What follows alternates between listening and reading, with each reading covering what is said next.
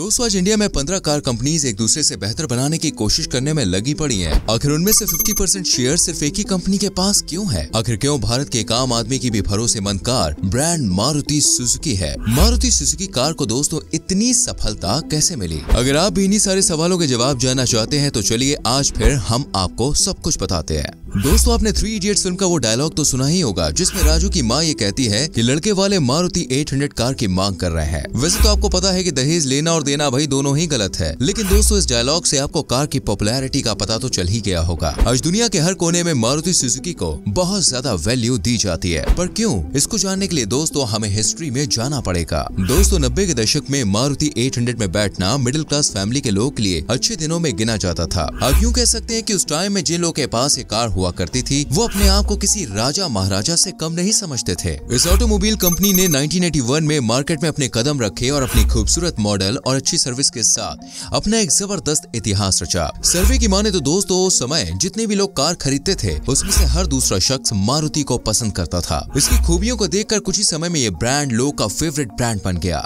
Maruti Suzuki car का development 24 फरवरी 1981 में middle class Indians को ध्यान में रखते हुए किया गया। इस कंपनी की शुरुआत सरकारी कंपनी के रूप में की गई जिसको मारुति उद्योग लिमिटेड के नाम से शुरू किया गया। कंपनी ने 1983 में अपना प्रोडक्शन शुरू किया जो उस समय हर भारतीयों को काफी पसंद आया। लॉन्च की गई पहली कार मारुति 800 थी। ये उस समय दोस्तों काफी सस्ती थी और इस तरह एस्टोनिश्ड रूप से ये पॉपुलर हुई थी। मारुति के इस मॉडल को आज भी मारुति का क्लासिक मॉडल माना जाता है। हालांकि दोस्तों मारुति सुजुकी इंडिया लिमिटेड का सफर बिल्कुल अलग तरह से शुरू हुआ। चलिए अब जानते हैं कि इस कंपनी के फाउंडर कौन थे। दोस्तों हम आपको बता दें वो कोई और नहीं बल्कि हमारी former prime minister Shrimati Indira Gandhi के बेटे संजय गांधी थे, जिनका सपना था एक फुल स्वदेशी कार बनाने का, क्योंकि संजय गांधी ये चाहते थे कि वो एक ऐसी कार बनाए जिसे आम आदमी भी आसानी से अफोर्ड कर सके। इसलिए इस कार कंपनी ने डिजाइन और मॉडल पर भी काम शुरू कर दिया। लेकिन दोस्तों किस्मत ने उनका साथ नहीं दिया और अनलकीली यह प्रोजेक्ट आगे ना बढ़ सका। समय गुजरता गया और साल 1980 आया जब इंदिरा गांधी ने अपने स्वर्गीय बेटे संजय गांधी का सपना पूरा करने के लिए उनकी छोड़ी हुई बागडोर को अपने हाथों में ले लिया और 1981 में यह प्रोजेक्ट मारुति उद्योग लिमिटेड के नाम से शुरू किया।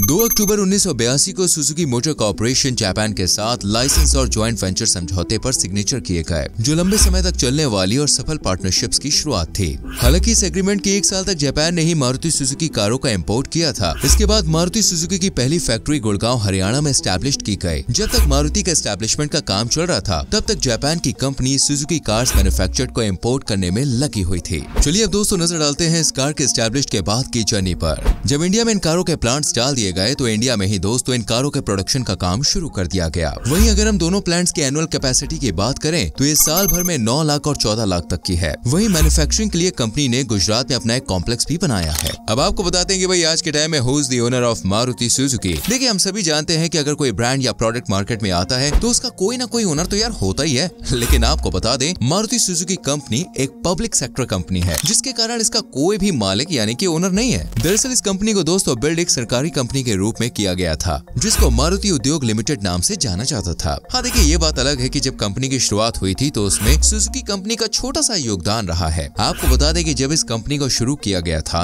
तो कंपनी को 18.28% देश की गवर्नमेंट को देना होता था और बाकी की बची हुई हिस्सेदारी सुजुकी के हाथों में जाती थी। साल 2002 में इंडियन गवर्नमेंट ने एक बड़ा फैसला लिया और ये बड़ा फैसला था कि उन्होंने 1000 करोड़ इन्वेस्टमेंट की जिम्मेदारी मारुति इंडस्ट्रियल मैनेजमेंट का चार्ज मारुति सुजुकी को दे दिया, जिसमें इंडियन गवर्नमेंट ने अपनी हिस्सेदारी बढ़ा दी। मारुति सुजुकी का सिलसिला आगे बढ़ता चला गया और 2007 में मारुति सुजुकी की जिम्मेदारी दूसरे इंडियन एडमिनिस्ट्रेटिव सर्विस को बेच दी गई। मारुति के चेयरमैन की बात की जाए तो दोस्तों भारत में वो हैं रविंद्र चंद्र साहब। वहीं जापान में सुजुकी के मालिक हैं ओसामू सुजुकी। और वहीं साल 2020 में जापानी कंपनी मारुति सुजुकी की अगर पार्टनरशिप की बात करें तो उसकी पार्टनरशिप है 56.37%। फ्रेंड्स मैं आपको बता दूं कि मारुति सुजुकी का एक पर्पस था कि वो अपने देश में एक ऐसी कार लेके आए जिसे मिडिल क्लास के लोग भी आसानी से खरीद सके और वो अपने बढ़िया होने के साथ साथ उनके बजट में भी फिट हो जाए। और इसी के चलते मारुति सुजुकी ने अपनी पहली कार मारुति 800 निकाली और यकीन मानिए ये वाकई में बहुत ही किफायती कार थी। उस जमाने में भैया मारुति 800 खरीदना शान की बात हुआ करती थी। कहने का मतलब ये है कि जिनके पास मारुति 800 हुआ करती थी उन्हें तो भाई साहब अमीरों की गिनती में गिना जाता था। अगर आपको मेरी बात पे यकीन नहीं तो अपने मम्मी पापा से पूछ लेना। 14 दिसंबर 1983 का वो दिन जब गुड़गांव में स्थित मारुति सुजुकी के गोडाउन से ये कार पहली बार बाहर निकली, जिसकी कीमत दूसरी कारों की कीमत से दोस्तों बहुत कम थी। जो लोग कभी कार खरीदने का सपना देखा करते थे, मानो भाई उनके लिए ये किसी वरदान से कम नहीं थी। अब आपके मन में भी यही ख्याल आ रहा होगा कि सबसे पहले इस कार को खरीदने वाला कौन था, तो चलिए मैं आपको बताता हूँ। सबसे पहले दोस्तों दिल्ली के हरपाल सिंह और गुलशन गिरी कौर थे। कार खरीदने का सपना पूरा होने के साथ साथ उन्हें इस बात की सबसे ज्यादा खुशी थी कि इस कार की चाबियां उन्हें उस वक्त की प्रधानमंत्री स्वर्गीय श्रीमती इंदिरा गांधी जी ने अपने हाथों से दी थी। उनके लिए ये बहुत ही गर्व की बात थी। चलिए दोस्तों अब एक नजर इसकी स्टार्टिंग कॉस्ट पर भी डाल लेते हैं। तो जब ये कार लॉन्च होकर मार्केट में आई तो इसकी कीमत थी दोस्तों 47,500 रुपए। जो लोग मोटरसाइकिल खरीदने का सपना देखा करते थे वो भी कार खरीदने का सपना देखने लग गए थे, और जो लोग अभी तक ऐसा सोचा करते थे कि जिनके पास कार है वो बहुत अमीर है, उनका ये भ्रम भी टूट चुका था। क्योंकि दोस्तों अब एक मिडिल क्लास इस बजट में एक कार का मालिक हो सकता था। और भी अगर मारुति सुजुकी की मारुति 800 की सक्सेस की बात की जाए तो इसका आइडिया आप इसी बात से लगा सकते हैं कि 1983 से 2014 तक 27 लाख से भी ज्यादा कारें बिकी थी। मारुति सुजुकी इंडिया के एग्जीक्यूटिव डायरेक्टर सीवी रमन ने इस बात का खुलासा करते हुए कहा कि मारुति सुजुकी 800 कार्स की मैन्युफैक्चरिंग भले ही बंद हो गई है, लेकिन आने वाले 8 से 10 सालों में भी इसके पार्ट्स अवेलेबल रहेंगे, जिससे कस्टमर्स को किसी भी प्रकार की कोई भी परेशानी नहीं होगी। स्टार्टिंग में दोस्तों मारुति सुजुकी ने कुछ बड़े शहरों में कार की मैन्युफैक्चरिंग अप्रैल 2010 से बंद कर दी। उनमें से बेंगलुरु, कानपुर, पुणे, हैदराबाद जैसे 13 शहर हैं। ये कार आगे चलकर पूरे देश में बंद कर दी गई।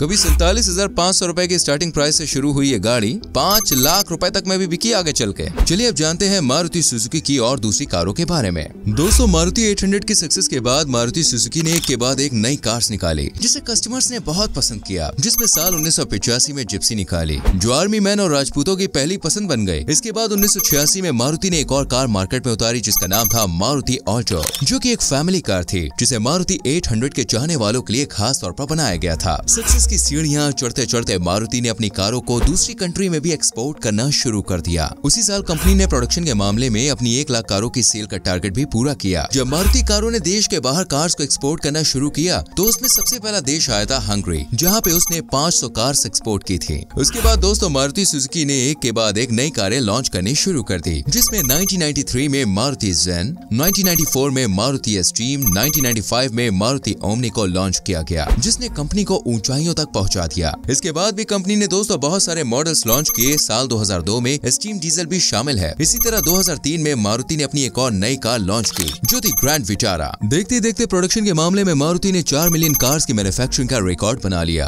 और स्टेट बैंक ऑफ इंडिया के साथ मिलकर पार्टनरशिप भी कर ली। साल 2012 में दोस्तों मारुति सुजुकी ने सारे रिकॉर्ड्स तोड़ दिए और 1 करोड़ कारों की बिक्री का रिकॉर्ड बना लिया। मारुति का सफर अच्छा चल रहा था, लेकिन दोस्तों 2010 का एक ऐसा टाइम भी रहा है जो मारुति सुजुकी के लिए अच्छा नहीं रहा था, क्योंकि वर्कर्स और मैनेजमेंट के बीच थोड़ी सी झड़प होने के कारण मारुति सुजुकी की कंपनी में आग लग गई थी, जिसमें मारुति को बहुत बड़ा नुकसान हुआ। 20 जुलाई की तारीख है जब फैक्ट्री बंद की गई। जब तक फैक्ट्री बंद रही कंपनी को हर दिन 75 करोड़ का नुकसान हुआ। थोड़ा बुरा समय गुजरने के बाद 21 अगस्त 2012 को दोस्तों इस फैक्ट्री को दोबारा से खोला गया और मारुति सुजुकी आज अपनी बेहतरीन कारों और बेहतरीन क्वालिटी के साथ लोगों के दिलों में फिर से राज कर रही है। आज मारुति सुजुकी हर दिल की धड़कन बन चुकी है। लोग इसके सस्ते पार्ट्स और माइलेज के लिए इसे खरीदना बहुत पसंद करते हैं। तो दोस्तों ये थी मारुति की पूरी कहानी। आप मुझे बताइए आपको ये कैसी लगती है, कमेंट कीजिएगा। वीडियो को लाइक और शेयर भी करना। आने वाली वीडियोस को देखने के लिए हमारे पेज को फॉलो करना ना भूलें।